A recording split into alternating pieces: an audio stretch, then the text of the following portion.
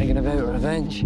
Hello folks, how are you doing? Welcome to my channel. My name is Shaun and I am a YouTube vlogger from Edinburgh in Scotland, and in today's episode we're talking about Outlaw King, the brand new blockbuster on Netflix which is coming to us on November the 9th. So long as you fight!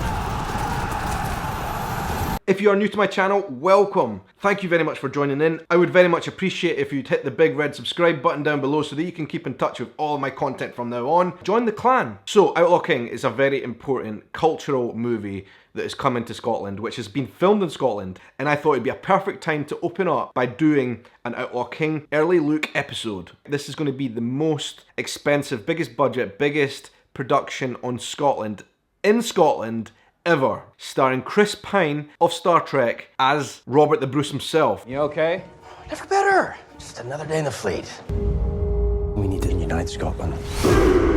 I'm going to be very curious as to how he does the accent, and hopefully he does a better job of it than Mel Gibson did in Braveheart, right? But I think we could be breaking new grounds with this film by Netflix. It could be that film that puts Scotland on the map big time. Because the thing with Braveheart, although everybody in the world loves it and watched it, it was like so unrealistic, some of it, and well out there of history, and wasn't even mostly filmed in Scotland. You couldn't recognise any of the places.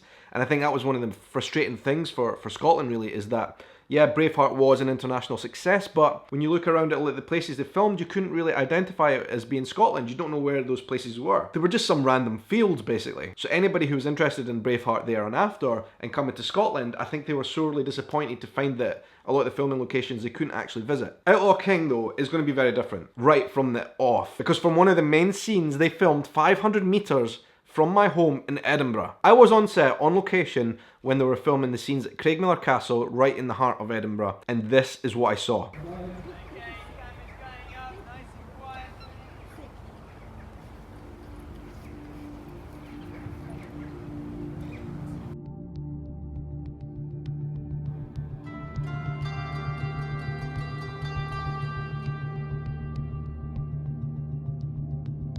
Craigmillar Castle has been absolutely transformed, and is being transformed as we speak, into a film set. That was obviously Ardsmuir Prison in Outlander, and is now going to be something totally different. I think it's going to be the main set. What they've made here is old style houses with straw roofs in front of the castle, and inside the castle they've got a number of bits and pieces as well. Very, very cool.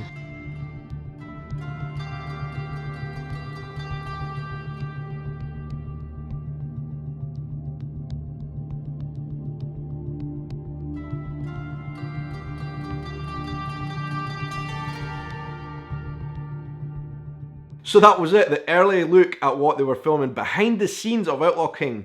That is a fantastic filming location for Outlaw King, right in the heart of Edinburgh. So there's going to be people who are going to watch this movie and going to love it, and are going to come to Edinburgh, come to Scotland on tourism, and immediately can go to one of the main filming locations. It's going to be a big filming location. They spent 3 weeks building that village. It was absolutely insane. 3 weeks building away at those bricks, making them look ancient, really dressing Craigmillar Castle in a great way. Other important locations they filmed at included Linlithgow and Blackness Castle. And this is a kind of recurrent theme because a lot of you guys watching might be Outlander fans, right? Outlander, the series, all about the Scottish clan system, the Jacobites and all that kind of stuff, were filmed in exactly the same locations. So Craigmillar Castle, which we already know is an Outlaw King, was a really important location in season 3 of Outlander, Ardsmuir Prison.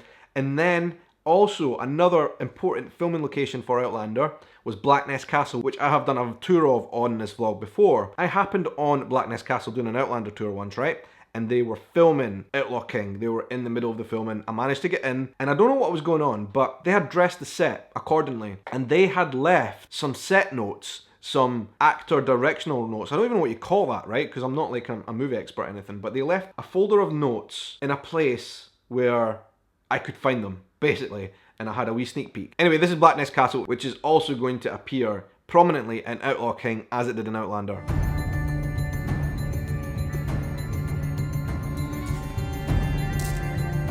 This is stuff left over from the movie set.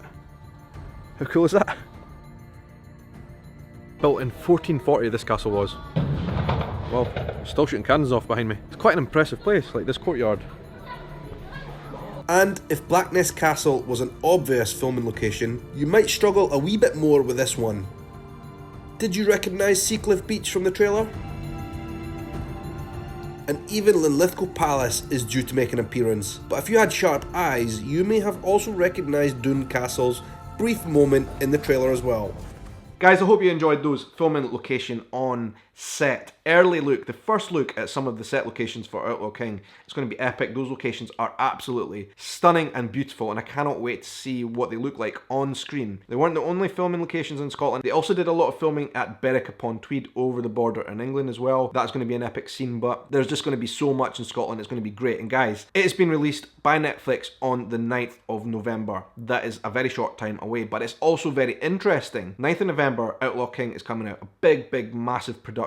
Outlander Season 4 is also launching on the 4th of November. That's going to be a huge thing. There are so many Outlander fans around the world who cannot wait to see Season 4. As I say, all about the Scottish clans and where they ended up. So you've got that the 4th of November. And then 1 month later, on the 7th of December, we have the Mary Queen of Scots film launching as well in the cinemas. Those are three massive productions, massive events in terms of Scottish culture on TV to a global audience, all happening within a month of each other. And you have to wonder, has that been coordinated by the three different production companies to all release them around the same time? I would say absolutely that has been coordinated, because there's going to be a lot of heat on Scotland within that month, on the screens, on social media, so they're all going to be cashing in on the same audiences. They're all going to be sharing audiences as well, I would imagine. That is the beauty of what they are doing by releasing these three things all at the same time. Sharing their already impressive audiences and the massive kind of fandom that's going to go along with all of those things. But the other interesting thing is Netflix release strategy. Netflix, and everybody knows this, have been wanting to win some Oscars for a long time, but the Oscars won't actually rate any of their films just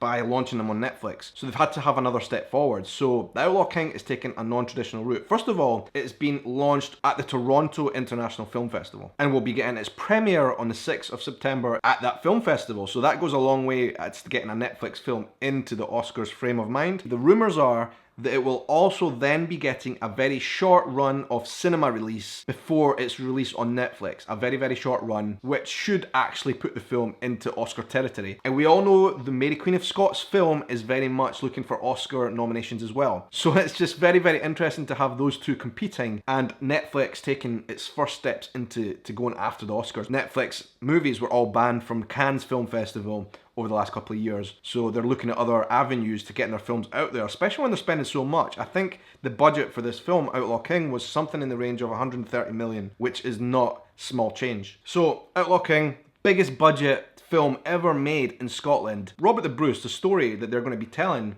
is a kind of David versus Goliath story of Robert the Bruce and how he tried many times to defeat the English with a very inferior, small ragtag army that he had built. He was up against a very strong English crown. There's a lot of people out there in Scotland even who do not know this history, myself included. So what this film is going to be good for is giving us Scottish people a kind of peak of interest in that time period. So we probably will then go and do our own research into Robert the Bruce, the Outlaw King, and see where his story goes. Let me just tell you some of the other cast members. Two that I find very interesting, right? Because we already know that Outlaw King and Outlander have shared filming locations in Scotland, but they're also sharing two big cast members, Stephen Cree and Duncan LaCroix. And that's really interesting because those two are really big actors in Outlander, big characters, important parts in Outlander. Duncan as Murtagh in Outlander, and Stephen Cree as Ian. Big, important Outlander characters, and it will be interesting to see how Outlander fans react to having those two playing a role in The Outlaw King, because it's time period as well. Obviously Outlaw King is set way before Outlander was, but how will we react to seeing them in that production? I don't know how I'll think. As an Outlander fan, I don't know what I'll think about that, but we'll have to cross that bridge when it comes. Anyway, it's really exciting. Outlaw King. And like I said, I've talked a lot about Outlander in my vlogs before. Go and check out all those videos if you haven't before. And I've started to talk about Mary Queen of Scots and that film that's coming out, and now I'm going to be talking about Outlaw King. And I'm going to be doing series about the launch of this film and about Mary Queen of Scots. A kind of like real life look at those characters just as we run up to the launch of both of these big productions on the big screens. I can't wait to get into that.